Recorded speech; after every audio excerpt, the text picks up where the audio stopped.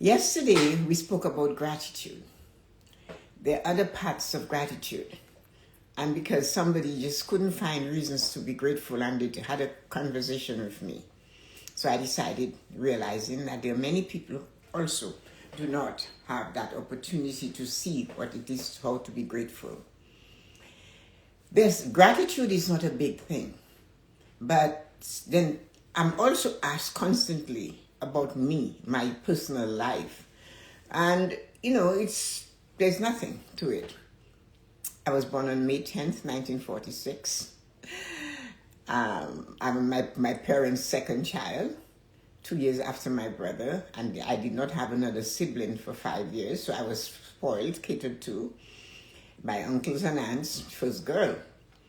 And then 5 years later, my sister was born, and then they continued to have children until they had 6 more after me. So I am the eldest girl, and here I am. And you guys have heard about my brother Eric. We're extremely close. My brother Milton, my sister Dawn. I had a sister called Marina who was a model in France, and she passed away at the age of 59. She was a smoker, but she had a great life. When you met Marina, you wouldn't want to.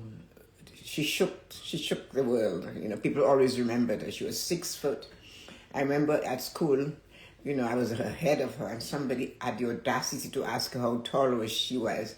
And her response was 5 feet 12 inches. And it took them a little while for them to figure it out. I said, what did you? She said, because when you say you're 6 feet, they go like this. But when you tell them you're 5 feet 12 inches, they look like. So anyway, that was my sister Marina. So good morning about that. So the thing about it is that coming from a big family, you learn to share, you learn to give. We were a giving family. My parents started their journey very similar to mine, young.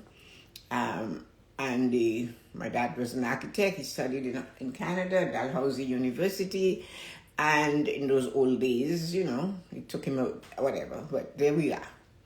So I have 5 brothers.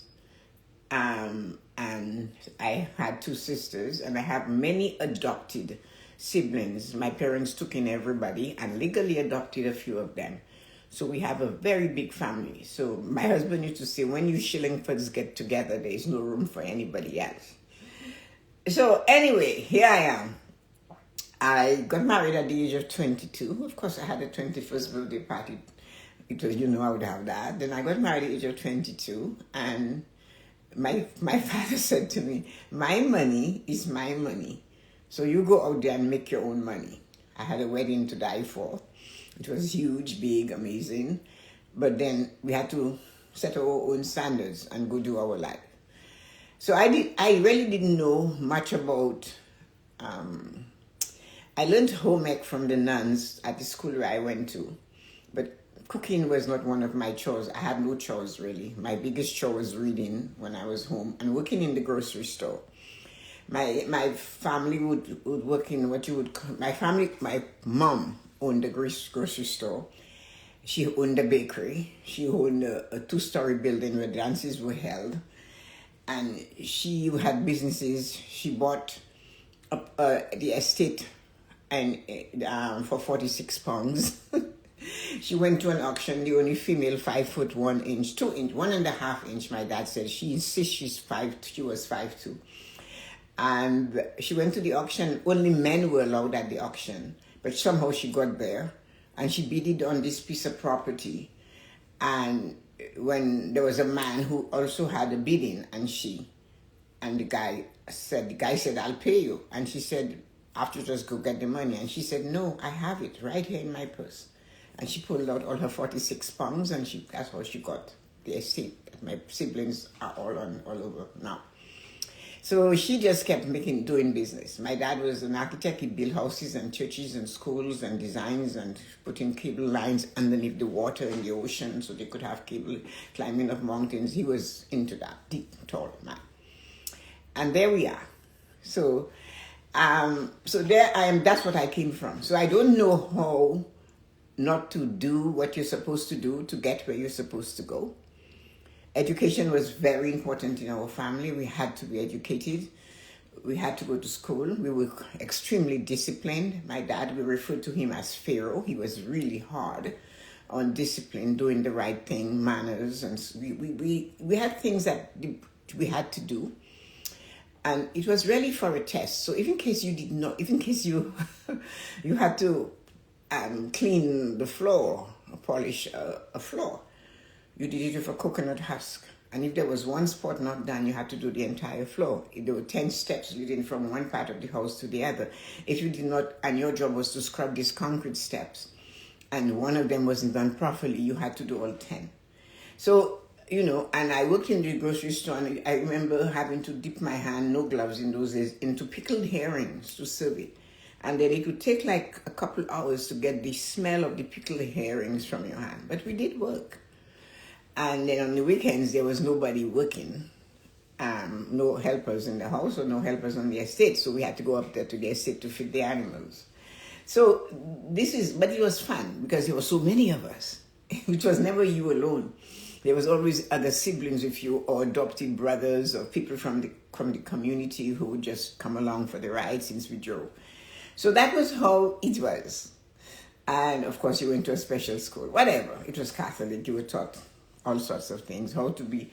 The other day I was in Vanessa's bedroom and I came across my notebook from Catholic school where they taught you how to sew, how to clean, how to cut, how to be, the signs and symptoms of pregnancy. This is from the nuns, and what you have to do. The way to a man's heart is through his stomach. All sorts of things like that. If the man doesn't love his mother, how can he love his wife? So we had all this. That was my training. And on top of it, I have a curious mind. I love to read, and my dad was an encourager of reading. So we all read in our family. We have a series of books in our family, the last big series, 19 books to this series. It's called The Children of the Lion by Peter Danielson. It's since out of print. You can get copies, used copies on Amazon. There are 19 books, and those books traveled the world because everywhere we went, everybody wanted it. So I read it first, passed it to my dad, and it just kept going and going. And the last person who had it was Norman, another brother. He kept it. I have a full set, which I'm sending to my nephew, Don's son, in America. So this is the family. We talk every day. I speak with my sister, Dawn, every day. I speak with most of my brothers every day. And my youngest brother is Milton, and he demands that Friday night conversation. If any of the other siblings calls, he gets angry and says, "Today is my day. Why are they calling? Don't they know they have all week to call?" So I have this, and of course we fight. Of course we disagree. And of course we don't get along all the time. But the one thing that happens is that we always make up. A little bit emotional. We also never hang up without saying, "I love you." If we do that, you have to, excuse me, somebody will call back and say, "You forgot to say I love you." And that's the family. Hugging is a big thing. If you're in the kitchen, the boys will be there. If you're going to slice a piece of cake, they're taller than you, and they want a bigger piece, they shift your hand and press it down so they get what they want. They're there to support you. They taught me how to hotwire a car. I know how to change my tires. I know the sound of the car, how your car should sound. So there were a lot of things. And this is the family I came from. So, as I said, I had a wedding. That's it, 3 days. And that was just how it was. So here I am, and people are asking me questions. But I had a root. I had a family that all 10 of us went to church at the same time. So that means we took an entire pew. We were allowed to have fun, but we had to do the chores that were given. Usually it's business things, right? And we couldn't be angry at our parents. It wasn't allowed. It was a discussion. We had dinner at 7 every night together. And the thing that happened is the younger ones would eat at 6. But those, as you grew up, you went to the 7 p.m. dinner time. And if you did something wrong the first thing in the morning, he brought it up at dinner. Now, I didn't like that. My other siblings would, when he started telling them what happened, what they did wrong or whatever, they would just close their knife and their fork and they would stop eating. I didn't do that. I said to him, I don't know what you're here for. I came here to eat and I'm going to eat. You can talk if you want. I'm not going to close my knife and my fork. And those of you who have a father that's close. And I'll say, oh, by the way, are you going to eat this piece of fish or meat in your plate or that rice? I would like to have it. He would just push his plate towards me. So anyway, so I was always the mischievous one. So my eldest brother, he would go into my bedroom and he would take my cream and my lotion. So he's going on a date to make himself look sassy.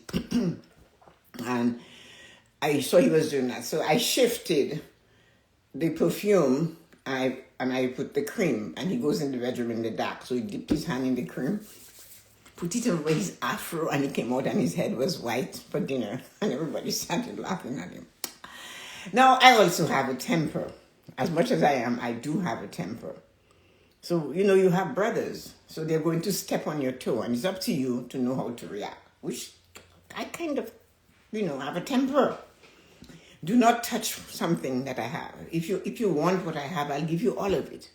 But do not take from me without asking. It just bothers me because I wouldn't do that to you. So he stretched his arm across. We were sitting across each other at the dinner table. To take something from my plate. So I took the fork I was in my hand and I planted it in his forearm. It was something that I did as a young woman. Maybe I don't know. So my dad had to pull it out of his arm, and he still remembers that today. But again, I was not disciplined on that because he was wrong to do that. So although I was told that was a bit violent, you should curb your temper, but he was also told he was wrong to reach into my dinner plate and take something that doesn't belong to him. So here is this spoiled woman getting married and have a husband and have to do this. So, I had no choice. I didn't know failure. I had never ever failed because we weren't allowed to fail. If you were told that you didn't do as well as somebody else, that means you didn't apply yourself as well as you should. If you were number 2, well, how did that number 1 get ahead of you? And because of that, you were told, well, you didn't work as hard. You didn't do it as well. You weren't diligent. You weren't focused. So that when you did well, though, you were celebrated. The whole world knew about it because he would tell all his brothers and sisters and all of that. Anyway, so you want to know why I am who I am. That's my root. The thing is that as we go through the journey called life, we need to change. We need to evolve. We need to be stronger. We need to stay persistent. We need to make sure we know what we're looking for and put ourselves there to get it. And to do that, as I said, my route of savings was only $1.75 because we had no money.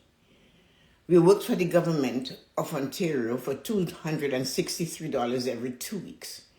We were paying a rent of $100 in a brand new apartment, 1-bedroom apartment, huge big place. But we didn't want to continue to do that because the financial knowledge from my parents told me that you're paying for somebody's place when you could own your own.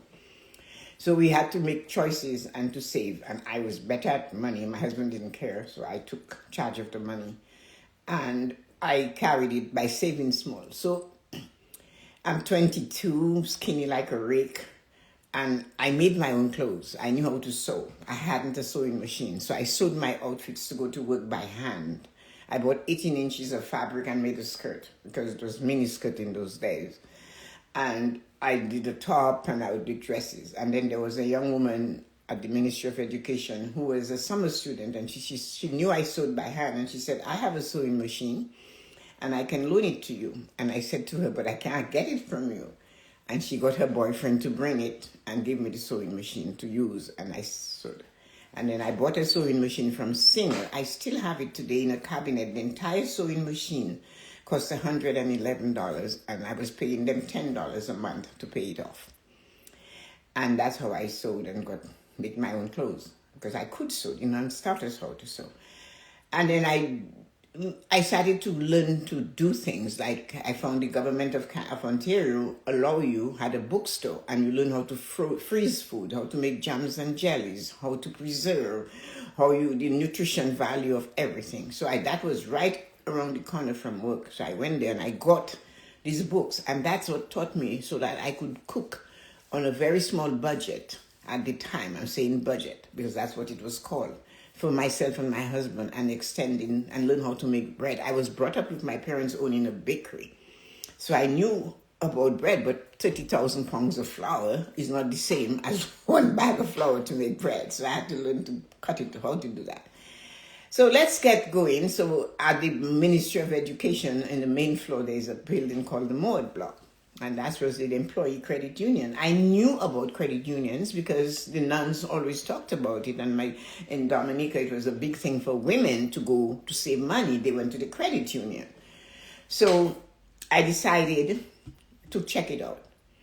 And the $1.75 I wanted to save, I could get this lady, this gray hair old lady. Her bones must be making trumpets for the angels. I was 22. And she took an hour, which was the entire lunch hour, to fill out this form so she could take my $1.75. So I had a thermos and chicken soup and cut up hot dogs in there and a sandwich. That was lunch. So I brought it with me. I sat there. She didn't mind. I ate while she filled out the forms. And that was the route. That's how it started. And because I'm so inquisitive, I met a lady who worked in the same place with me. Her name was Doreen Wilson from Aurelia. She was in the army. And one day she was talking about having a loan with household finance. And I said to her, why would you do that when the credit union is downstairs and you can get a much cheaper loan from the credit union? So that was my first teaching position. And she was Canadian and I wasn't. She was older than me. She was maybe 35 or I don't know. We became fast friends until she passed away. And